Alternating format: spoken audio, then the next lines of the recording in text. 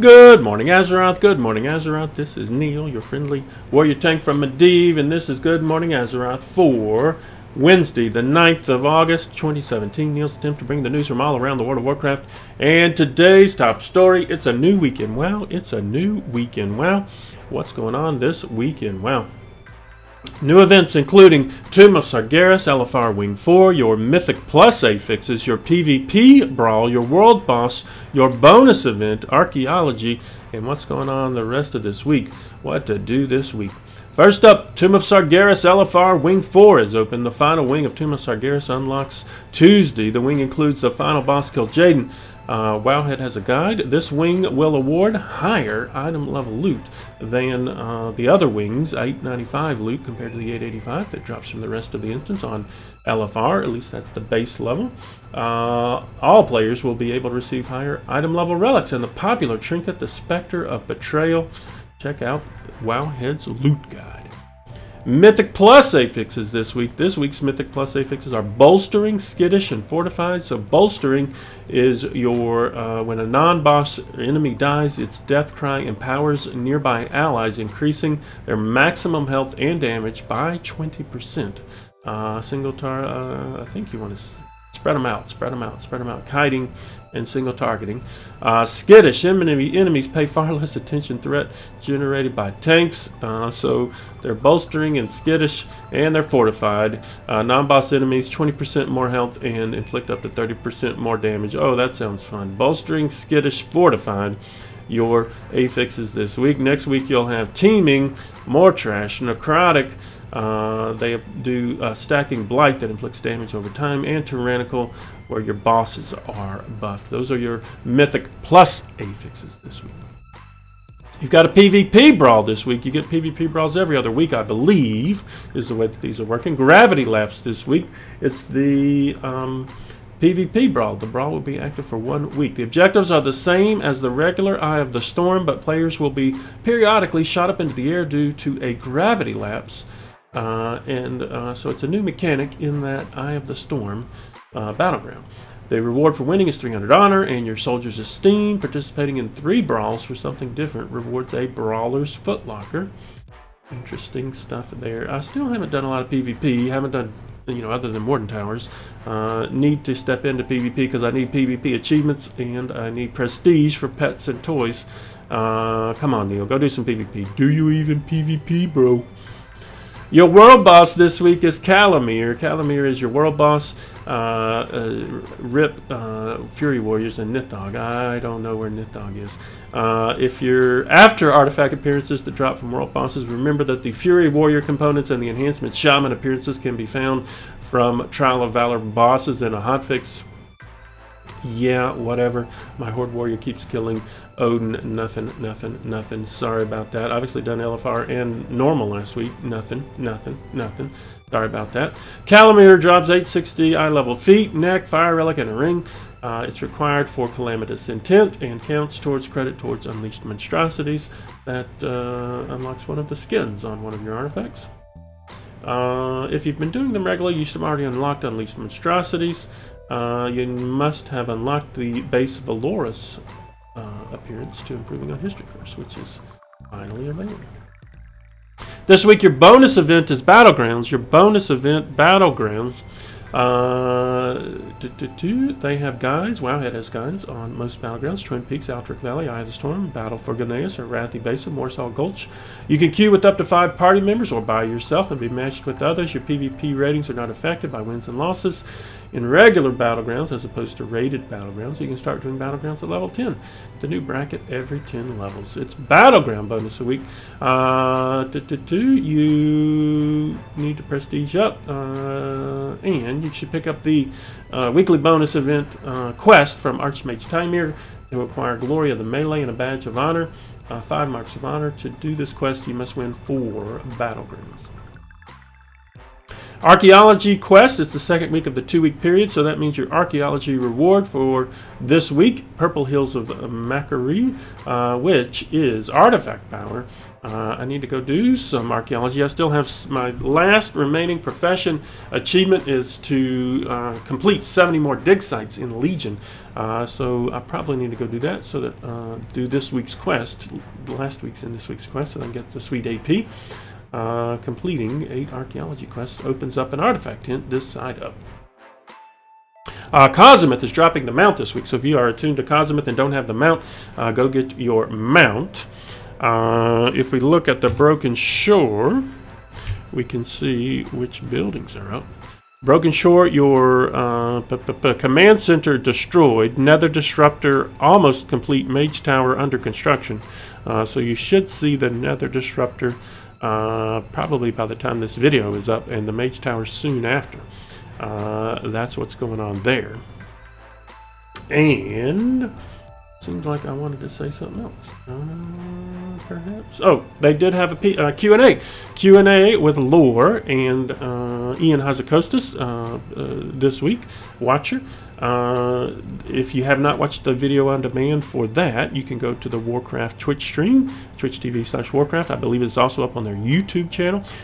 Interesting Q&A this week. It was sort of all over the place, but mostly about 7.3.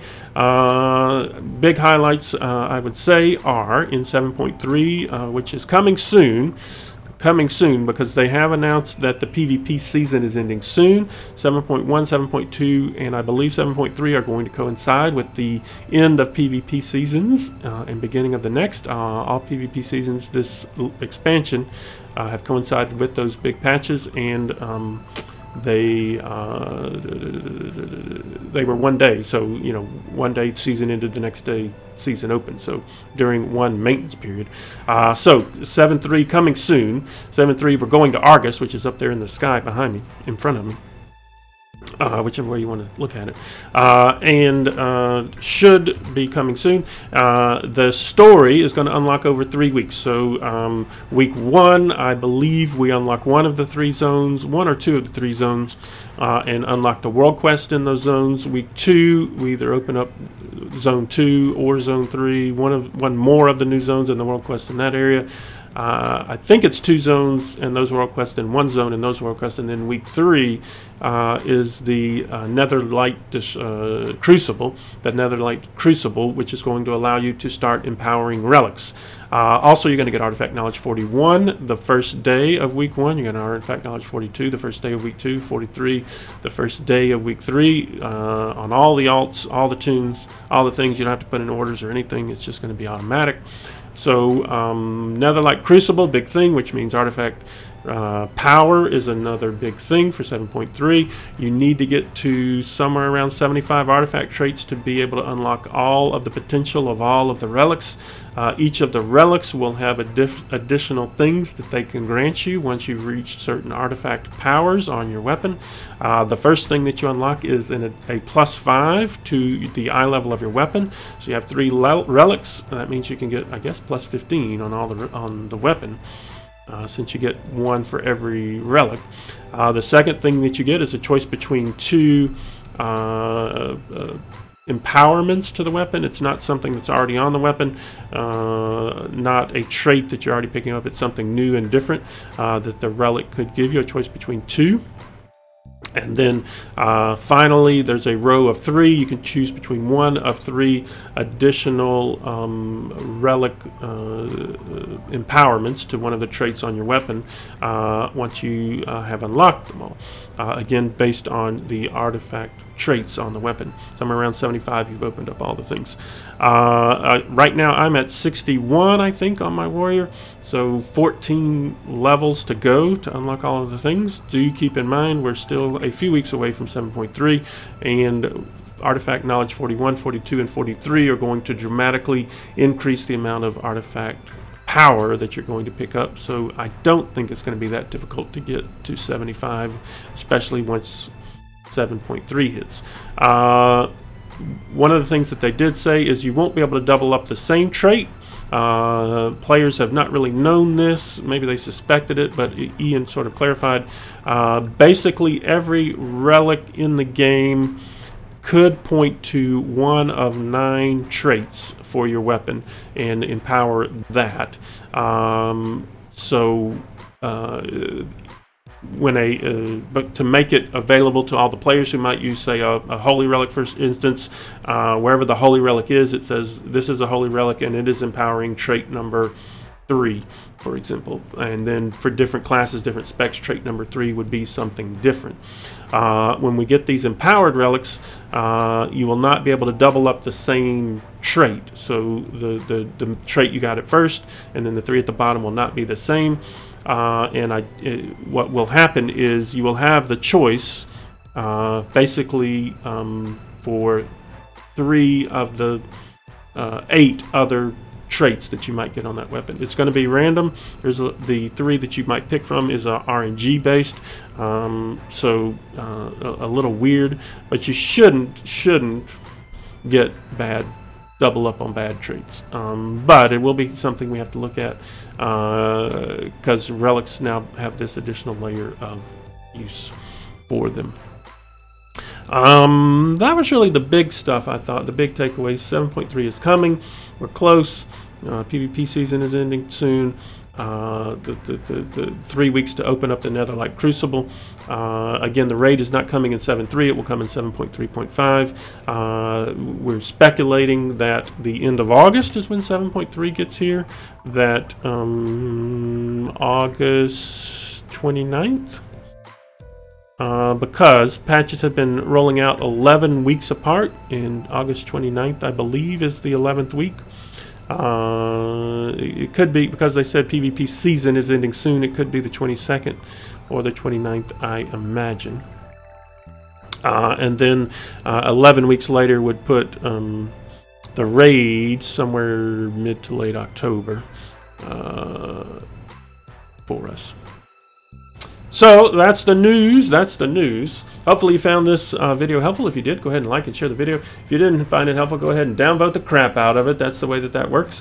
Also, keep up with me. Keep up with me in all the ways. One of those ways, Twitch TV The Neals. Go to the stream, throw up a follow. Appreciate the follows. At 1,000, we give away more pets and mounts. We gave away mounts at 100 and pets and mounts at 250 and 500. Go to the stream, throw up a follow. We're close to 600. Go to the stream. Also, we're on OpenRaid. OpenRaid.zergad.com. Sign up for all the achievement runs there. And join the group, the Achievement group. Also, we're in a guild. Shadow Fates on Medivh, Shadow Fates on Exodar, Medivh, the Alliance Guild, Exodar, the Horde Guild. Join the guild if you're looking for a guild. Those are connected realms. If you're on either, you could join either. We're more Alliance than Horde, really, but join us if you like. Also, we're on Patreon. Patreon.com, the Neals. That's where people are helping Neal help other people earn more achievements. We appreciate them all.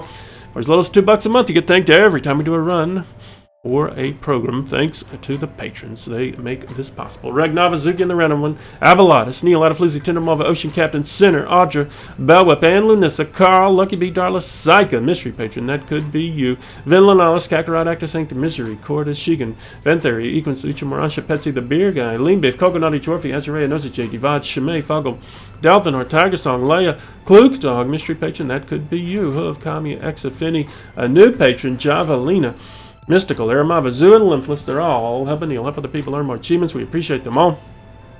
Y'all have fun storming the castle today. And remember, fire is still bad this X-Pack. Y'all have a great